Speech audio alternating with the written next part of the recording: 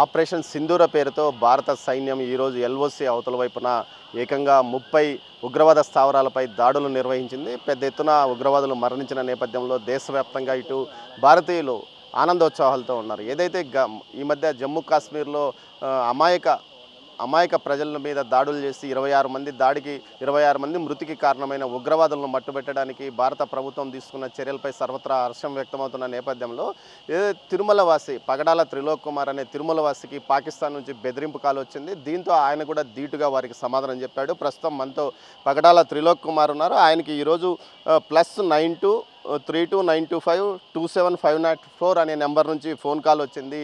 అందులో త్రిలోక్ కుమార్ చాలా సీరియస్గానే వారికి వార్నింగ్ ఇచ్చినట్లు మాట్లాడాడు. ప్రస్తుతం మనతో త్రిలోక్ కుమార్ ఉన్నారు. ఆయన అడిగి అసలు ఏం జరిగింది అని తెలుసుకున్నాం. త్రిలోక్ కుమార్ గారు, ఎప్పుడు వచ్చింది మీకు ఫోన్?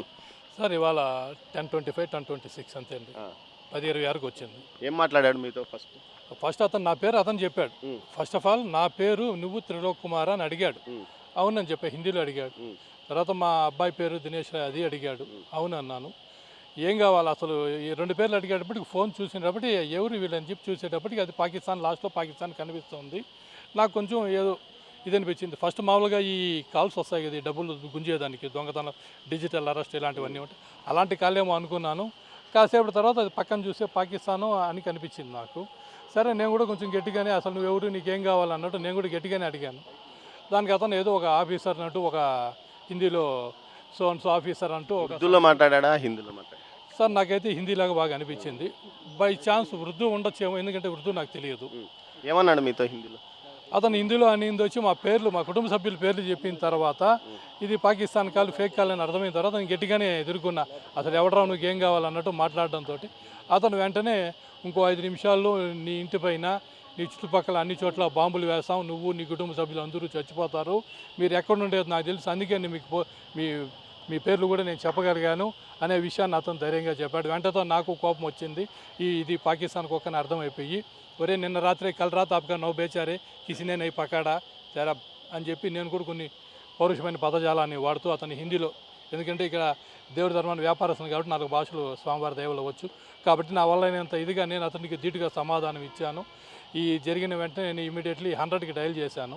100కి డయల్ చేసి జరిగిన విషయాన్ని వాళ్ళకి తెలియపరిచి, ఇలా ఉంది, ఏదైనా జరిగినప్పుడు వెంటనే మనం పోలీస్ చేయడం ఫస్ట్ తక్షణ కర్తవ్యంగా. నుంచి ఎలాంటి రెస్పాన్స్?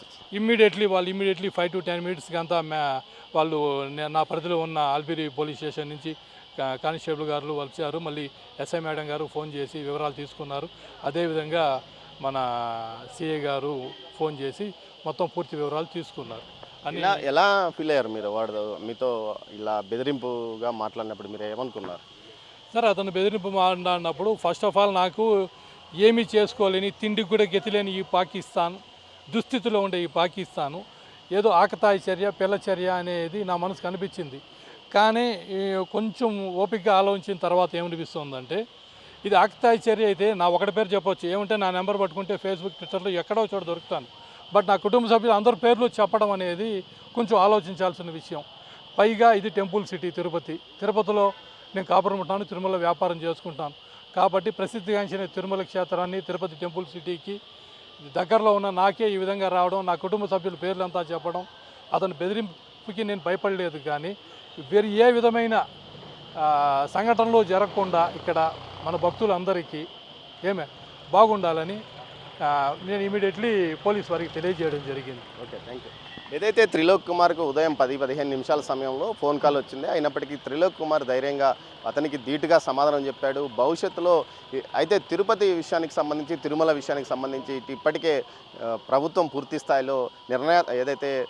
స్థాయిలో చర్యలు తీసుకుంది. ఏకంగా అటు జమ్మూ కాశ్మీర్పై దాడి జరిగిన నేపథ్యంలో పెద్ద ఎత్తున తనిఖీలు ప్రారంభించింది. దీంతోపాటు మాక్ డ్రిల్స్ నిర్వహిస్తుంది. భక్తులు ఏదైనా ఉగ్రదాడి జరిగినప్పుడు భక్తులను ఎలా కాపాడాలి, భక్తుల మీద అటాక్ జరిగినప్పుడు ఎలాంటి చర్యలు తీసుకోవాలన్న విషయం మీద ప్రతిరోజు ఇటు జిల్లా పోలీసు ఉన్నతాధికారులు క్రింది స్థాయి సిబ్బందికి శిక్షణ ఇస్తున్నారు. దీంతోపాటు ఆక్టోపస్, టీటీడీ, విజిలెన్స్, ఇతర అధికార యంత్రాంగం పూర్తి స్థాయిలో సన్నద్ధమైన పరిస్థితి తిరుపతిలో కనిపిస్తుంది. మొత్తం మీద అయితే పగడాల త్రిలోక్ కుమార్ ధీటుగా ఏదైతే పాకిస్తాన్ నుంచి ఫోన్ చేసిన వ్యక్తికి సమాధానం ఇచ్చి, ఏదైతే భారతీయులు ఎక్కడ తగ్గేవారు కాదో, అవసరమైతే మిమ్మల్ని మీ అంతు చూడడానికి కూడా మేము సిద్ధంగా ఉన్నామంటూ అతనికి హెచ్చరికలు చేసిన నేపథ్యం కూడా కనిపిస్తుంది. కెమెరా పర్సన్ పురుషోత్తంతో దామోదర్, తిరుమల నుంచి.